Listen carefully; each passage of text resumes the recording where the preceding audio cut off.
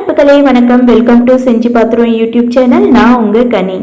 இந்த வீடியோவில் பொன்னாங்கண்ணி கீரையை எப்படி ஈஸியாக க்ளீன் பண்ணலான்றதை தான் பார்க்க போகிறோம்.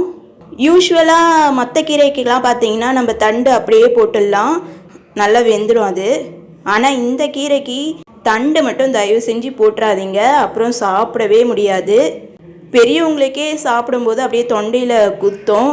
இதில் சின்ன பசங்களாம் கேட்கவே தேவையில்ல, ரொம்ப கஷ்டமாக இருக்கும். அதனால் தண்டை தயவு செஞ்சு போடாதீங்க. அதுக்குன்னு தண்டை எடுத்துகிட்டு போடணுமேன்னு சொல்லிட்டு இந்த மாதிரி இலையிலையாக கிள்ள ஆரம்பிச்சிங்கன்னா ரொம்ப டைம் எடுக்கும். சரின்னு சொல்லிட்டு இந்த மாதிரி ஸ்ட்ரைட்டாக வச்சு அப்படியே உருவி எடுத்துடலான்னு பார்த்தீங்கன்னா கண்டிப்பாக வராது.